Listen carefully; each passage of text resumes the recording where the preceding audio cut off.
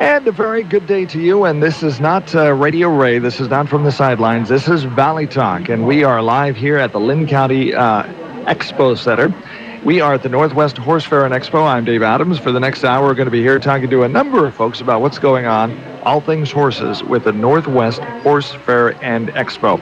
A big thank you to Carol Wilson, media coordinator for the association here, who's been very helpful in giving us information, is going to keep us supplied with very entertaining and very informative people to talk to. Speaking of that, just to my right here is Rick Lamb. You've heard his voice on KGAL before with the horse show. Rick, we've talked to you before earlier this week on Valley Talk.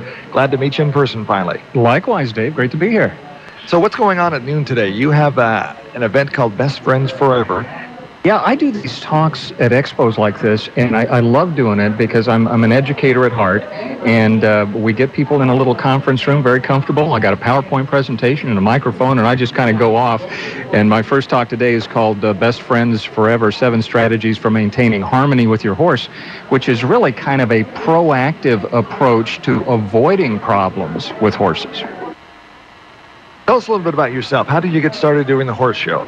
Oh, gosh. Well, I was mentioning before we went on the air, I used to play music a lot. I still do a little bit. So I got into the recording business through music and had a recording studio for 30-some years in Phoenix, and we needed to diversify our business a bit. So we started doing production for talk programs, and we just got the idea back in '97 that maybe I wanted to try this myself. And it was a matter of picking a topic that hadn't been done to death, and it was my wife's idea because I love horses so much. She says, why don't you do a show about horses? You know, you have all this enthusiasm. I didn't know that much about them at the time. It's been a real learning process for me over the years, but that's what got us started in '97 on radio. And as you guys well know, we have the long-form program each weekend, plus the daily Horse Show Minute, and in 2006 we jumped over to TV, and so I'm just all over the place these days. According to the bio that I have of you now, that's really interesting that you said, well, let's do a talk format. What do we talk about? Let's talk about horses. Your first book, The Revolution in Horsemanship and What It Means to Mankind, is described by many as a modern classic about how to do this. Yeah, well, I have to give credit, a big part of the credit, to my co-author on that, Dr. Robert Miller, who is just an icon in the horse industry. I think he's about 87 now. He's a retired veterinarian and equine behaviorist. And he had this concept that the natural horsemanship movement that we see today, that so much of events like this one revolves around, was a true revolution in communication and ways of seeing the horse as a unique animal species. And so it was kind of his idea. I was ready to write a book. I had a publisher interested, and it was just a matter of finding the right subject. And when I got Dr. Miller interested to come on as my co-author, everything clicked, and I am so proud of that book. It's now about 9 years old, and and it's just I'm very gratified that people have elevated it to where it is, because it kind of filled a need. Nobody had really gone into the science and the history of this movement. Well, where did TV the other night about Robert Redford made a movie called The Horse Whisperer. You bet. And a story is about, based on the life of Buck Brannaman. Brannaman, yeah. Buck Brannaman. Uh-huh. And that's very much natural horsemanship, isn't it? Becoming one with the animal? Absolutely. Well, and whenever we talk about natural horsemanship, a lot of people kind of, a red flag goes up because they'll want to say, well, nothing we do with horses is truly natural because they are a wild species, a prey animal species. I always try and get people to drop the focus on the word natural and look at the core word, which is nature. I think the way I define natural horsemanship is it respects and honors the nature of the horse as a unique animal species, and you commit to communicating with this animal in a way that he instinctively understands. This is very different than the way we instinctively see the world as human beings. In fact, you could say that we're as opposite as any two mammals could be, yet the horse is capable of adapting. It has a history of 50 million years on this planet, very adaptable species. Humans are capable of changing because we have the ability to envision a different reality and kind of change ourselves into that. So that's how we can have this relationship with between two species that are so dramatically different. That's That's what natural horsemanship is to me. How do we talk to a horse? Now, you and I use English through the language as a means of communication. Obviously, you can't talk to a horse unless you're talking to Mr. Ed. But how do you talk to a horse? How do you communicate with a horse? The simple answer, Dave, is body language. Horses are absolute masters of reading and exhibiting body language because that's the language of the herd. That's how they establish where the more dominant creature is and the more submissive creature. And this is key to understanding the psychology of horses, is they're not only prey animals but also herd animals. And there is a hierarchy in every herd of horses, even if it's just 2 of them, all the way up to hundreds of them, that says this is the most dominant creature in the herd, all the way down to the most submissive. So we as humans, we want to interject ourselves basically into the horse's world. We have to assume the role of a more dominant horse. And that means we have to show the horse we can control the thing that is most important in the whole world to that horse, which is the control of his feet.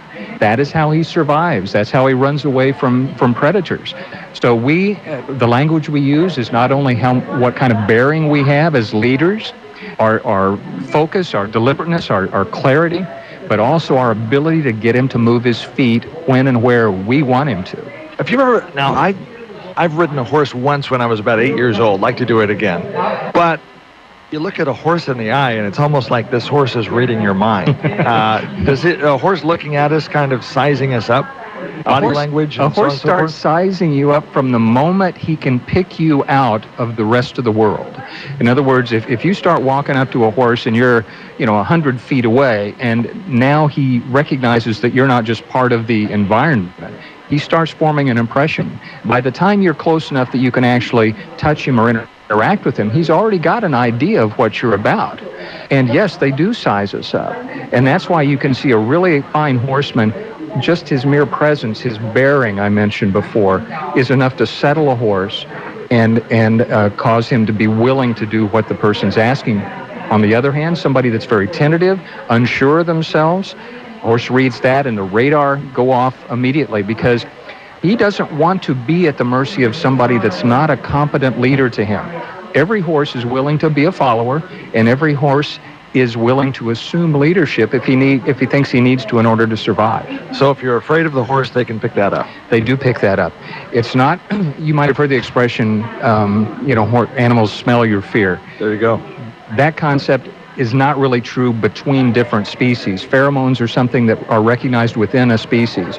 So horses don't smell in the literal sense our fear, but they pick up our body language and they can tell. Let's talk about this horse show, the Northwest Horse Fair and Expo 2013. Let's just give me an overview of this show. Well, like so many of them, and this is one of our absolute favorites, we've been coming here for years and years, this is a combination of education, of entertainment, and of shopping.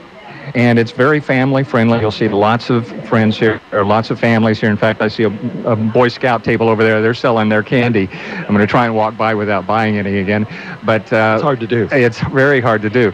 So you'll see people like me here who are educators. Chris Cox, three-time winner of Road to the Horse, is a headliner here. Peggy Cummings, who talks about connected riding, is very big in kind of the English side of things. Steve Edwards, who is a mule expert, they have him on the program. And of course, they have all the shopping, all the booths here. And then we also have this thing called the All Breed Horse Challenge, which is an actual competition in the evening. And you see people competing on an obstacle course on a wide variety of different kinds of horses. And over the course of the weekend, that will be winnowed down to a single winner, and that person will walk home with a $1,000 bill in her pocket. Round 1 was last night, 6:30 p.m. Round 2 is tonight. If you want to check it out, 6:30. Semifinals Saturday at 7. The final Sunday morning at 11. And the 5 finalists will ride the more difficult final course and present a freestyle ride. So the All Breed Challenge is part of the Northwest Horse Fair and Expo. Has that been fairly recent? This is the second year they've done it. They've had the Expo for 14 years. This is the second year for the All Breed Challenge. Hey, Rick, do you need to get going? I've got a couple more minutes. Okay. Advice for horse owners, horse riders. What is the biggest mistake we make? Oh, this is so easy, Dave. I'm so glad you asked this. The biggest mistake is thinking of horses as if they're dogs. Because people are so familiar with dogs. And dogs, if you step back and look at the big picture, dogs are predators in the same way that in the big picture of things, humans are predators. Dogs are carnivores, humans are carnivores, omnivores actually. Horses are categorically different from that. They are a prey species, they're herbivores, and they are very conscious at all times of threats to their safety. And they pick up things that we can't possibly understand in our human mind. So the challenge that we all face is learning enough about the horse to kind of project and imagine what it would be like to be in his shoes, instead of requiring him to kind of come over to our way of thinking. Interesting. How do we communicate with the horse then? It's our body language. Let's say that you have somebody like me that is not a horse rider, and I'm walking up to a horse. How do I do that? Do I walk up from the front? I've been told never to walk from the backside of a horse because... Well, that's their blind spot. Horses have a 355-degree field of vision, meaning they have focus directly in front of them, awareness all the way around for 355 degrees, but that last 5 degrees, right directly behind their tail, they cannot see anything. So if you happen to be in that blind spot and they hear you or something, instinctively they're liable to kick out because survival. Again, you might be somebody ready to eat them. So you definitely want to approach a horse to where he can see you. I do a whole talk with a live horse where I call it the 2-minute introduction. And the idea behind that is how you first approach a horse. Just as you said, where do you do it? What's going on in your mind? Where do your eyes go?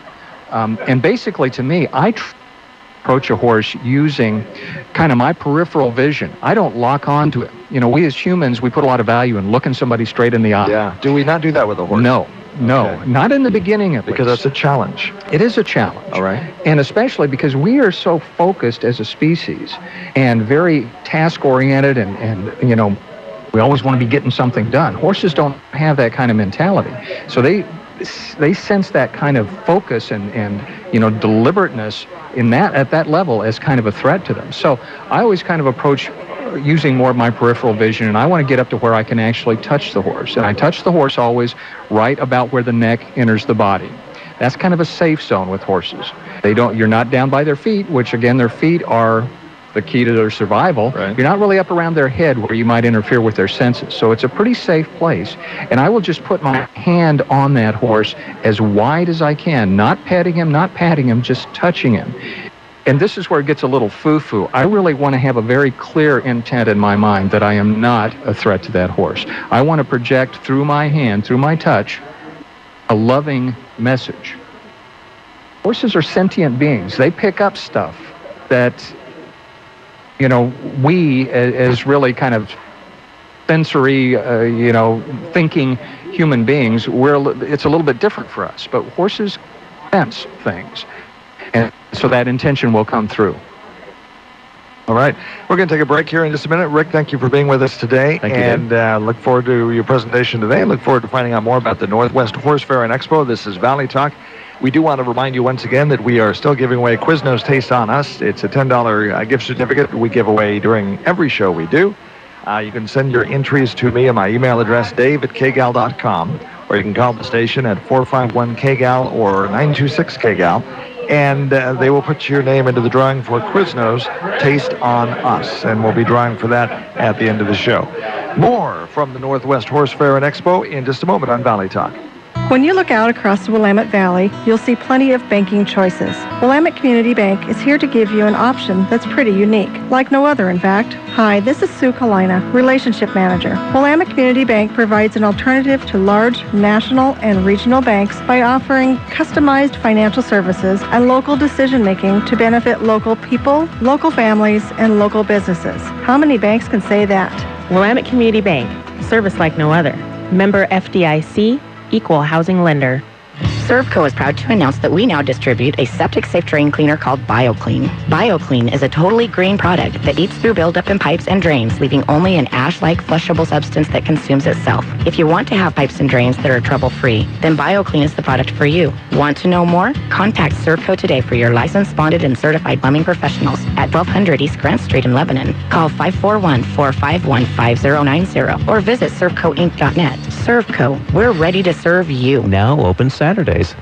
Prince Anthony was the handsomest man in the entire kingdom. Man, am I handsome. His fondest wish was to find a beautiful bride. Of course, she doesn't have to be as stunning as me. But Prince Anthony couldn't find one. Why? Well, because he never left the palace. Being this pretty isn't easy. He spent all day lifting weights and getting his back waxed. And trimming and grooming and tweezing and plucking. Perfecting perfection. Meanwhile, his less good-looking but far more charming brother Benji found a bride. So did his rather unattractive cousins and even his flat-out butt-ugly Uncle Stanley. I don't understand it. I am way better looking than any of them. Unfortunately, none of the women in the kingdom knew this because none of them had ever seen him. But if they ever did. But they didn't. So Prince Anthony spent his entire life all alone until he was old and toothless, bald and fat, saggy, and rather flabby. At least my back isn't very hairy.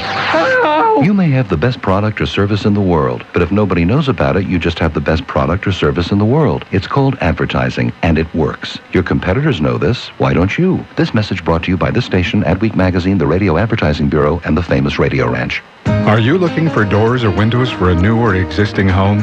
L&R Windows can help. With over 30 years in the construction business, they can assist you in choosing the right doors and windows. For savings, now is a good time to ask about current rebates at L&R. And be sure to ask your contractor or friends about L&R's great service. Call L&R Windows at 541-259-2920. That's 259-2920. Or view LNRwindows.com or see L&R Windows at 235 South Main Street, Lebanon. Are you thinking about getting new windows but aren't excited about spending 3 to 4 hours with a pushy salesperson from out of town? Hi, this is Brian at Smith Glass. We offer double and triple pane windows with a lifetime warranty for much less than those Portland or Seattle guys. Plus, we're your neighbors. Our salespeople are friendly and helpful. Visit us today on Southwest 3rd in Corvallis or at the foot of the Lion Street Bridge in Albany or on the web at smith-glass.com. On the cutting edge since 1945, Smith Glass Service. The news you need, smart talk, and just enough sports. That's what you'll get from News Talk 1580, KGAL. This is Valley Talk. I'm Dave Adams. Glad you're with us today. We're here at the Northwest Horse Fair and Expo, here at the Linn County Fair and Expo Center. With me today from Germany, Johann Schlese. He is with Saddle Fit for Life. Johann, thank you for being with us today on Valley Talk. Thank you very much. It's an honor. I was reading your biography here, very, very interesting on how you decided to essentially start this company and start this outreach called Saddle Fit for Life. You had a horse that was retired for lameness before competing at the 1984 European Championships, and this horse was made lame by an ill-fitting saddle. That kind of shaped your life for the rest of your life as far as wanting to make sure that another horse did not suffer this same fate. Tell us a little bit about yourself. You're from Germany. We'll be able to tell from the accent. First of all, welcome to Valley Talk. So tell us a little bit about your background and how you got Saddle Fit for Life started. Well, I grew up in Buenos Aires. My dad taught physics in math in German schools all over the world. I saw horses being ridden there, and I thought that's the most beautiful thing ever, where horse and man melted into one thing, and I wanted to do the same thing. Went back to Germany, and my parents, my other mother's side, were in the medicine field, and I thought I would become a physician. Grew up beside somebody who had a lot of horses, a lot of money, saw a little talent in my riding, had luck to be sponsored as a rider. And Dad said, before you really go and sit around, you should do something with your hands. You're really good with your hands, and you break so much of your own tack. Why don't you try to be a saddler? I didn't even know what that was, rather than fixing equipment.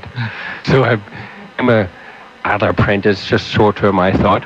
Making horse saddles at a huge company. And I rode then, at that stage, already represented Germany for 3 years, and I was fascinated, and Mom opened a tack shop because it's cheaper to keep the boy in the sport, to keep stuff on wholesale. It was very exciting times. And then I experienced that little hitch in the horses, trot work. Lots of veterinarians, and we went to different universities, and we couldn't find, what's that little hitch?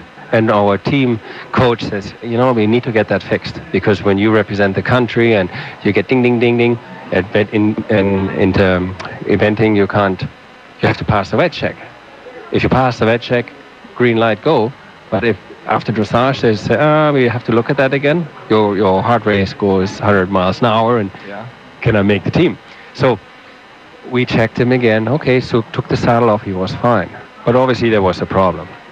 In 78 to 1991, 81, there was no such a thing that MRI for horses, thermography, computerized saddle pads, not unless it was 15 years later when I saw a horse first in Holland, University of Utrecht, and then at the University of Vienna in Austria, where a horse was actually galloping on the treadmill with a rider on top. That's the picture you have to visualize. A horse on a treadmill galloping with a rider and saddle on top. I would like to see that. We had a good picture, and we show this people here, and the seminars we're holding here. We have videos, we got incredible footage now that the medical field is involved as well. But let me back up a little bit about my horse. So when I saw that video 15 years later, immediately I couldn't stop crying, because what they done on this treadmill is they had the rider secured with a harness in case something happens, and from the front, the sides of your hair, fire up the camera, injected underneath the saddle in the horse's muscle. They could see not just pressure on the skin, what happens inside. Phenomenal technology. Now you got to think about, now we have 1996, right? 15 years later. Sure. Computerized saddle pads, MRI for horses came in the early 2000s. So now that we have medical doctors as well as we have veterinarians writing books about long-term damage for horse, I said, okay, I did not went into the medical side, as my mom always blames my dad to this day. What did you do to the son? But our son should have been a doctor. He would have made so much more money. I know. What's wrong with him? So, but the passion was there, and it was there that I wanted to say there were so many unanswered questions I had back then, and I loved the fascination of doing with passion with horses and helping them. And it did not really happen and click with me once I saw that little footage. Second biggest kick in the head was when I read the book from Dr. James Warson. He wrote a book called The Pain-Free Back for Riders. And he made a very simple statement. 4,500 years man makes saddles for men. In the last 10 years, more than 90% women riding, made on saddles made by men. 1918, women weren't allowed to ride on a bicycle seat because we might hurt their female reproductive system. So what happens is, it's okay, we don't hurt them. The stride saddle was always for the guys. Ladies got saddles made side saddles. Right.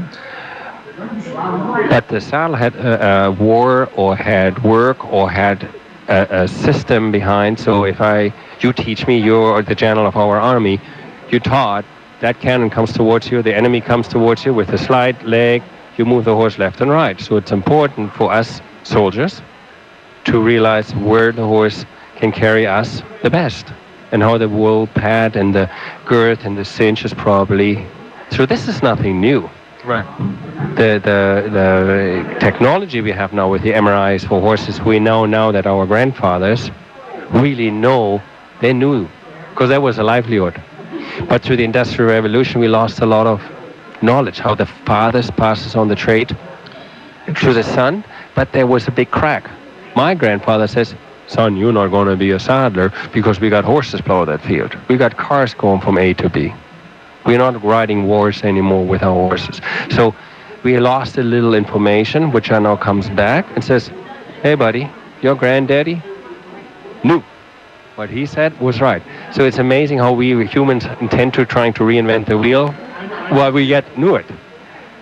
So in some ways, we're not as smart as we think we are. We had to go back and reinvent the wheel. So what Saddle Fit for Life, and it's interesting, kind of sad, and how you started is you had a champion horse competing for the 1984 championships that had to be retired simply because the saddle didn't fit. And over the years of riding, it made the horse lame. Absolutely. So there was a horse, there was a championship horse here that had to be retired simply because his saddle didn't fit. I'm sure that broke your heart. That's why I couldn't stop crying. The stumbling, the tongue coming out, is things as simple as when people ask you, hey, where's your appendix? It's on my right side. Well, did you know your horse has it there too? Yeah, so? Well, horse's foot is on the ground and has the head down 17 hours out of 24. So while they place the left leg forward and the digestive system is on the right, before we even ride, at 2 years, their system, their ability of eating straight like we would, is not the same. Now, in the wild, if you go back to that story, they walk approximately 20 miles a day on rough foot to find their food. If we would just sit in bed and have our buffet and sit there crooked in our bed and get our food, not stuffed in our face, but we don't have to move or walk, how would our body change? Our digestive system wouldn't work. Exactly. In fact, that's part of how our food travels through our system is movement. Juggle it around. Exactly. Yeah. I love that analogy. So while we domesticate the animal, and with the Industrial Revolution, we lost a lot of things about equipment, wear and tear, and how it has to fit. Right. We forgot these animals are not predators, they're prey animals. And they run and they eat. And when I don't make sure my equipment sits properly in whatever age or level of food or whatever environment they live, I create a vicious circle. My equipment, in my case, typical horse gets always injected in the right hock first, pops the front left splint. I traveled the world now 3 times. We have schools in Europe, North America, and we are ready to launch in Brazil. Very exciting for us in South America. The school Saddle Fit for Life. And no matter where I'm going, it's the same story. Front left pops the first splint, right hock gets injected first, rider sit hard on the right seat bone, right leg goes forward. These are symptoms which, again, our grandfather knew and how to compensate for it. And people say, come on, are you for real? The appendix did it? No. A combination, how food travels, how the horse doesn't travel, like you said, jiggle the food not through. Yeah. And then common sense. And when you hear stuff like that, it says, duh, makes sense, duh, why don't nobody tells me this? Because we're becoming too consumer. We are so consumer driven. Where's the cheapest? Where's the best for my horse? But yet I don't use my common sense. This might sound a little mean what I'm saying here, but if we just take a step back, what is this animal really here for? It's totally unnatural for us to ride, but yet the emotional benefit, the health benefit, the being with horses can be such a joy for humans. And that's what we show. We have many movies done by many different companies. We make it very entertaining because it's a boring and yet not boring system because it helps in so many ways. And to finish the story from before, now that the industry is awakening and says, hey, if I want to serve just you and me, 2 to 5% of the industry, let's make the saddle for the male pelvis. But if I actually want to make a saddle for the female with the birth channel, and if I read this book from the medical doctor, James Warson, who says, number 1, long-term damage to the rider, L4 and L5. Number 2, hip and knee surgery. And common, and people don't tell you and me this, and I don't know if I can say this on the radio. I take a shot, it's not too rude. Chronic bladder infection and kidney infection is a common thing for female riders. But you don't go in a tack shop and says, look what I got. That's embarrassing. I had a little bit luck with my patent when I sold it in 1996 to the bicycle company with the hole in the bicycle seat. That's how we financed our school. And with that system, it's also good for guys because not every guy goes in the tack shop and says, I can't do the husband thing anymore because I'm pressuring off the blood vessel. Again, nothing new. The U.S. Colonel, McCallum, invented the saddle, what was used in the Second World War. The McClellan saddle. There you go. Nothing new. Is that still being used today? Pardon me? The McClellan saddle, is that still being used today? No, unfortunately not. It's just as hard and it's outdated, but that thing had a system. We conquer the country, or you sit as a guy all day on the saddle, and you have serious issues. So Saddle Fit for Life, is that specifically a saddle designed for the horse? Or is it how we treat our horse? Is it how we ride our horse? Combination? Saddle Fit for Life has many, many meanings. It means a very simple thing. It is there to protect long-term damage for horse and rider. 3 for the rider, 3 for the horse. You cannot fix. This is it. You got to live with that. So first, get that knowledge out. Number 2, in the olden days, the cowboy always paid 3 monthly salaries for a saddle. Look at the movies. They carry the saddles through the desert. Before they die, they drop the saddle. Right. It's the last, because that becomes his second skin. So a saddle, let's say I gain or lose more than 40 pounds, that's 80 pounds. then I need a new saddle. I need a new wardrobe too.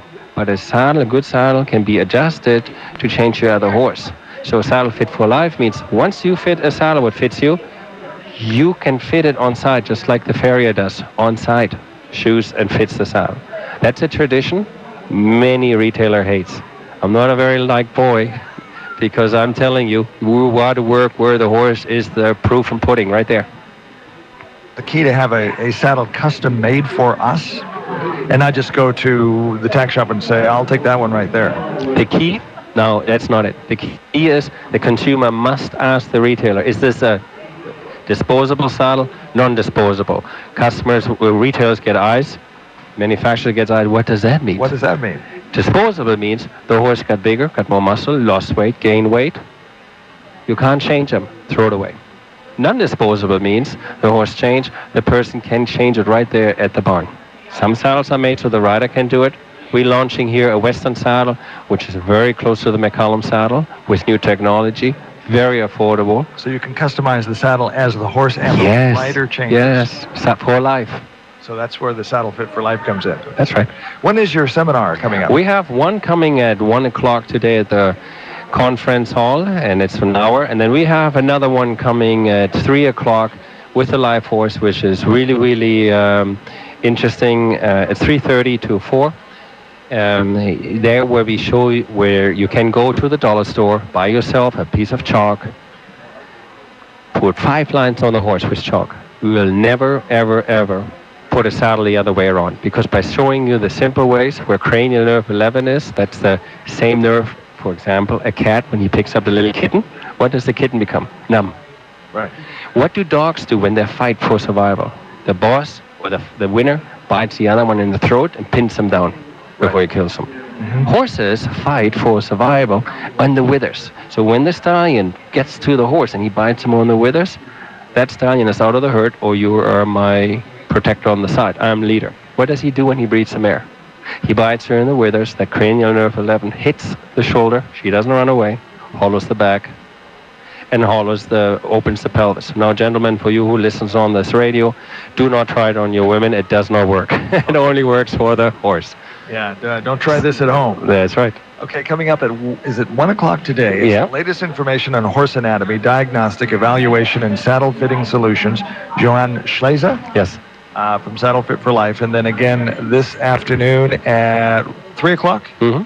3:30, yes. 3:30. What is your horse trying to tell you? Could your horse be in pain? We were talking earlier with Rick Lamb that the horse can't communicate with us like you and I are communicating, so we have to look for other cues that the horse may be in pain, and that's what you're going to be talking about today, isn't it? It's very easy to see. Horses have an own language, and the good thing is horses don't know how to lie. Now, when we do demonstration where lots of people is, we ask people, do you want me to show you where the tongue reflex is, where the tongue comes out? Do you want me to make him buck? Do you want me to make him stumble? There's funny bones on your elbow. It's not a bone, it's actually a nerve. And there's 7 of those where the saddle can hit, 2 where the girth can hit. So you, as my colonel, showed me back in the old days where those spots are.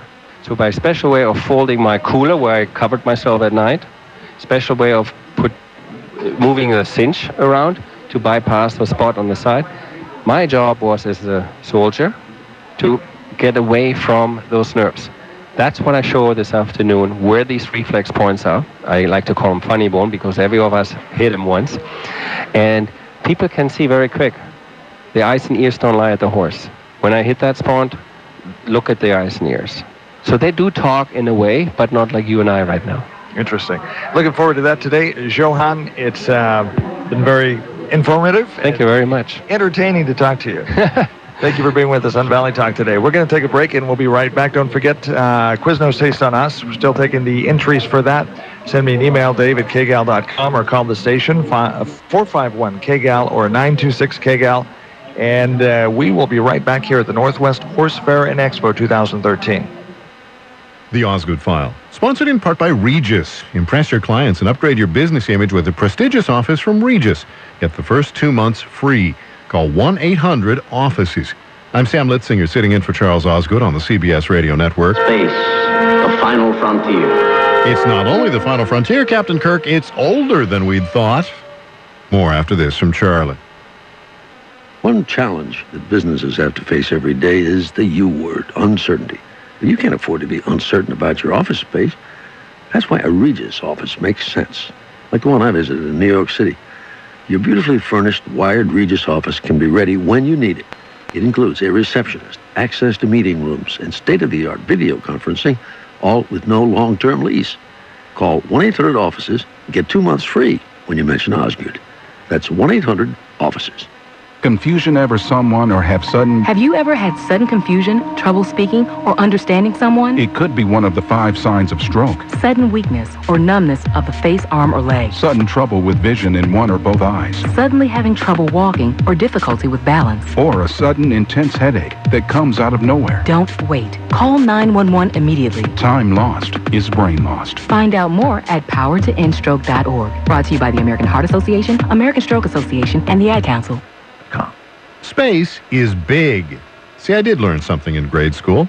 Space is also, as it turns out, older than many scientists had thought. A European space satellite has been mapping the aftermath of the Big Bang and finds the universe is about 13.8 billion years old, about 80 million years older than previously believed. Andrew Jaffe is professor of astrophysics and cosmology, which is a very cool title, at Imperial College London. We can see the subtle effects of the gravitational pulls from literally everything in the universe. That tells us about everything in the universe. There's more matter, both the kind that we're made of that we can see, and the dark kind that we can't see, but that has gravity to pull things around.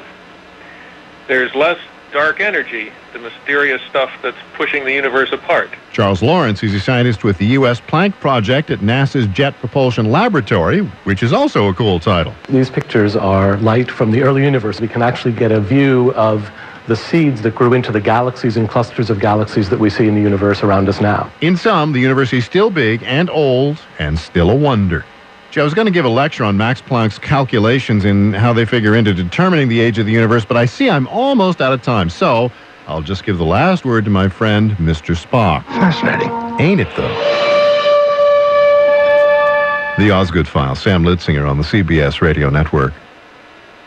Buying or selling real estate can leave you with a lot of questions. Should you offer less than full price? Can you now go back and accept the original counteroffer? Your realtor asks you how much earnest money you intend to put down. Should you hire a real estate agent when you're starting out your search for a home? Dave Pouch has the answers, only on Real Estate Talk. We're live every Saturday talking about what's actually going on in the market here. Real Estate Talk, Saturday mornings at 10 on 1580 KGAL. Get tomorrow's news tonight. John Batchelor, Sunday through Friday nights on Smart Talk 1580. Talk 1580. And we are back once again at the Northwest Horse Fair and Expo. You know, I really like in Valley Talk on the road and just finding out what's going on out here in the Mid-Willamette Valley. What's happening this weekend is the Northwest Horse Fair and Expo, and a lot of very interesting people here. Another interesting individual, Mark Bollender, who is a leading expert on what's called competitive trail.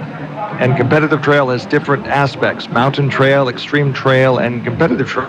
He's a 3-time national grand champion. Mark Bollender, thank you for joining with us here at the microphones of Valley Talk. It's my honor to be here. Thank you much. What is competitive trail? Competitive trail, basically, in mountain trail, we want to show and epitomize the perfect trail horse. A horse that actually can go out on the trail, in the mountain trail, and move in a bold, confident, forward manner in a safe way, in such a manner that a person can actually enjoy the scenery instead of thinking whether they will live or not. And so competitive trail, or mountain trail, in the AQHA, American Quarter Horse Association, we call it trail challenges now. And we want that horse to be safe and to show that it can navigate the most difficult obstacles with finesse. Without rider intervention, does the horse essentially just figure out from the rider which way we'll go, and then the horse picks his path? Well, it's really quite amazing. I tell people that the horses in the wild, they go down the trails quite well without us. What happens, we climb on their back, and we so much that we want to dictate to what they can do, and ironically enough, the horse's instinct is far beyond us on knowing where its feet need to go. And so if we learn to work with the horse and how it's been created and with this instinct, you'd be amazed on how that horse can create these mountain trails majestically and brilliantly without us. I've often watched movies, cowboy movies, where the cowboy is coming down off this steep bank through this rocky, dirt cloddy, and you're thinking, boy, this horse is probably looking down this mountain and looking at the cowboy saying, you've got to be nuts. I'm not going down there. But the horse goes down there.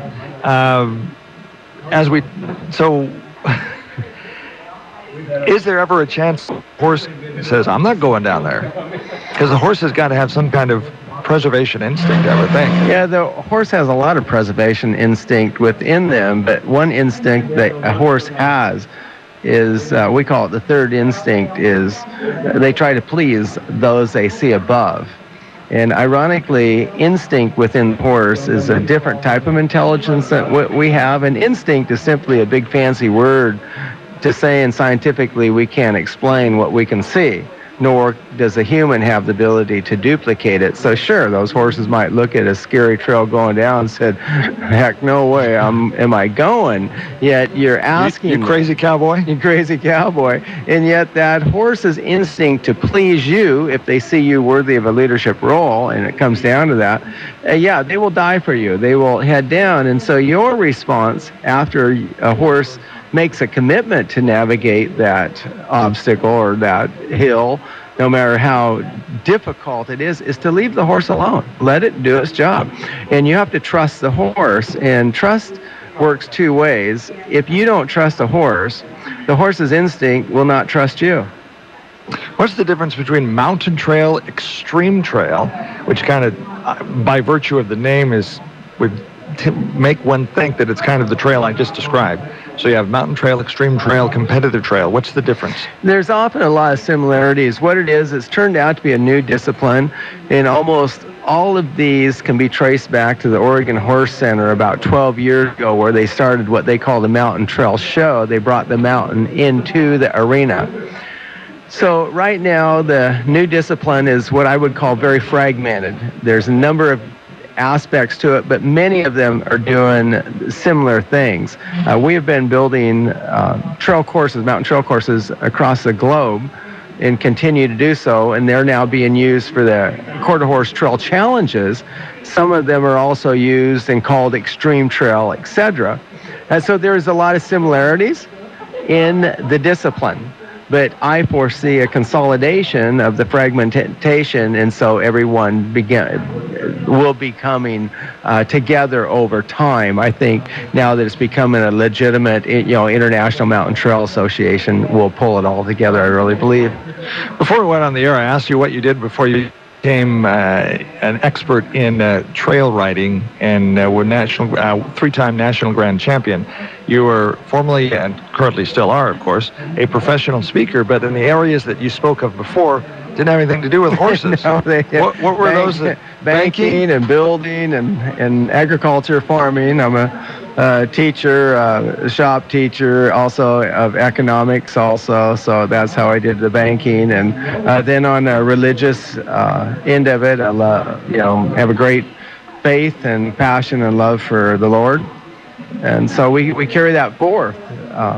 So no, I've had a very varied life, and when you're working for a bank and you have a hostile takeover and you have a golden parachute, you get your retirement, yeehaw. So then I left, I ran another bank, and then I had a manufacturing business that built these buildings that you see right here around us. And so I got into engineering and design. I actually built for the veterans. It's up on I-5 by Chehalis. And so the horses, 90% of all my time is spent here with horses now. So what tripped your trigger, so to speak, to go from banking, building buildings like we're in now, say, you know what, I want to be a cowboy? What tripped my trigger is my daughter said, Daddy, can I have a horse? And she got a horse, and I got these horses, and they didn't think anything like cattle. And what hooked me was the mind game. I found it absolutely fascinating. The cowboy game, I think I would have lost interest. The mind game and how they think, how they tick, how instinct enters into our whole training aspect, I find utterly fascinating. So I've taken that whole program, or that whole line of thought, And I've done research back to over 6,000 years on how they connect with us. And it's truly amazing.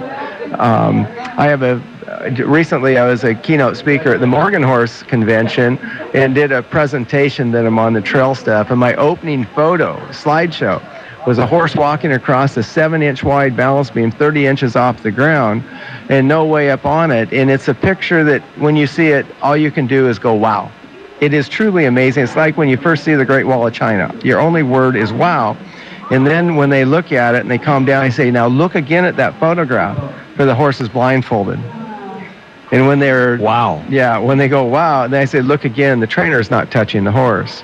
So why was that horse willing to do what it was willing? That single photograph took me back on a road over 6,000 years. And I love riding bridleless and doing demonstration bridleless. One of my horses does 8 different disciplines bridleless at a world-class level. And I didn't invent bridleless, Linn Palm didn't, Pat Perley didn't, and all the rest of them, Stacy Westfall. We did not invent bridleless riding. Alexander the Great taught his horse to go bridleless so he'd have 2 hands for war. How many people know that? So man's passion for the horse goes back millenniums. You have a teaching session coming up for this afternoon, The Mind of the Horse, how instinct factors into how the horse approaches obstacles. Oh, it's fascinating how they think. For instance, we have 3 balance beams at home. One of the balance beam is 33 feet long. We also have a swinging bridge, we call it a suspension bridge, that moves.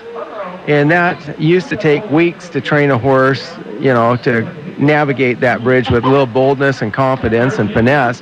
On average now, by getting into their mind, before we ever present the bridge to them, it takes 10 minutes. And 50% of the horses within 10 minutes will do a 180 on it while it is swinging. And the way we do that, we break down their instincts, and certain instincts override other instincts. They have an instinct to avoid and fear the unknown. They're programmed to react and then think, but they're also programmed to try to please those they see above, and there are certain things that we can do to trigger that response in any make or model or breed or age of horse. And once that instinct is triggered, they may be shaking from head to foot, but they will die trying to please you. It's truly fascinating to watch. And that's where we go with the mind of the horse. How do they think? We've often been taught how to do things, but very few of us know why we do things. And you have to remember, the man that knows how will always be working for the man that knows why. Good advice. How can people get in touch with you if they want to find out more? Well, they can look at our website, Bolender Horse Park, www.bolenderhorsepark.com, or they can just Google my name, Mark Bolender, Bolender, and I'll come up under a number of categories, but one is horses, and you can find me, and you can talk to Lee. She pretty much handles all of our scheduling, and we now have people literally come from all over the world to watch what we do. They're hooked on it. It is addicting anytime you walk up to a 13-foot drop, what we call the wall, and one called the face, and you watch these horses quietly navigate it, go up and down, even if it's raining or slick, without any safety concerns. It's addicting. When you first ride across that long balance beam, you have to learn to trust, because you can't see the balance beam. So you have to trust the horse to do its job. And ironically enough, by teaching this method, we have yet to ever have a horse or a human hurt doing this. Very interesting. Again, his session is today at 4 o'clock here at the Linn County Fair and Expo Center as part of the Northwest Horse Fair and Expo. Mark, pleasure talking to you. We've got to take a break. Thank you so much. Thank you. Appreciate being here. Thank you. This is Valley Talk, and we'll be right back. In the comic strip Peanuts, Linus carried his blanket everywhere. When he played baseball, went to school, even when he stopped by the ice cream shop on the way home. That blanket was dragged along because it provided security. A lot like the security you have with the Swanson Agency watching over you. The Swanson Agency specializes in health and life insurance with emphasis on long-term care insurance. With 23 years experience, Rebecca Swanson and her team offer personal care for your individual insurance needs. Her team will easily explain the differences in each plan to ensure you are covered properly. Experience the personal difference difference. Give the Swanson Agency a call at 757-7166 or visit theswansonagency.com. The Swanson Agency is on the corner of 5th and Van Buren, across from the fire station in Corvallis. Call 541-757-7166. Your security blanket, the Swanson Agency. This is the story of three little pigs in today's economy. The first little pig built his house of stocks, bonds, and insurance, and then saw it blow away with the first winds of economic change. The second little pig built his financial future on real estate, but when the housing bubble burst, so did his financial house. The third little pig built his house with American Bullion, the trusted name in 401k rollovers and IRA transfers. That little piggy discovered the security, safety, and stability that comes with American Bullion and their first-class customer service. And unlike other gold companies, American Bullion handles all the paperwork, hassle-free and tax-free. Call 1-800-678-6923 now and see how simple working with American Bullion can be. And when you call 1-800-678-6923, you'll receive your own gold guide and the book, The Next Wave, absolutely free. So call 1-800-678-6923 now and discover American Bullion. Peace of gold, peace of mind. Call now. More than 130,000 young people in Oregon live with a mental illness. Left untreated, the consequences can be staggering. But treatment works. With treatment, more than 70% have significantly reduced symptoms and experience a higher quality of life. You can help change a life with Trillium Family Services. For more information, visit trilliumfamily.org. That's trilliumfamily.org. Trillium Family Services, building brighter futures with children and families. Jim Bohannon, weeknights on News Talk 1580, KGAL. Dave Adams, Valley Talk, Northwest Horse Fair and Expo at the Linn County Fair and Exposition Center is where we are right now. For the next couple of minutes, we're going to talk to John Clough. John, great show. Tell us what people can expect when they come in. This is a Horse Fair Expo. They can expect a lot of shopping, a lot of clinicians, a lot of education, and a lot of fun. Pony rides. And today we have a special, if you come in at the gate and bring a non-perishable food item, you can get $1 off your admission. We'll go to the Helping Hands Food Bank here in Albany. What about for the urban cowboy? Maybe somebody has never, like me, they were on a horse when they were 8 years old and haven't been on one since, and they kind of want to think about this cowboy way of life. Is there something here for them? Oh, yes. Something for all breeds of horses. We have about 20-some different breeds and types of horses here that you can experience and enjoy and watch them perform. And they have everything from drill teams to the Friesians to the cowboy type things. So the English and the dressage individuals. So you get all elements of the equine business. Plus we got 2 buildings full of shopping for all things that you can imagine. Only in the horse business, but home decor and other items that just the average person uses. Number of horses here at the fair. 214, 34 breeds represented. There are 135 vendors from the U.S. and Canada. Of course, the All-Breed Challenge is going to be happening tonight at 6:30 p.m. And what's the admission price? $12 at the door today for the adults and $6 for children, 12 to 6, and 5 and under is free. And does that get you in all weekend? No, that's per day. Per day. Mm-hmm. What are the hours and days? Today is 10 to 7, tomorrow is 9 to 7, and Sunday is 9 to 6. Do you have a website? Yes, we do. equinepromotions.net. John Clough, amazing show. Very much enjoyed the speakers that you guys lined up for us. A big thank you to the staff that you have on hand. We want to mention a special thank you to Carol Wilson, media coordinator, for arranging all of the interviews. Mm-hmm. And Lisa Pitts also was. Lisa, thank you very much for what you've done today. John, thank you for allowing us to be here and broadcast. You bet. This is Valley Talk. I'm Dave Adams. We will see you Monday. Mm-hmm.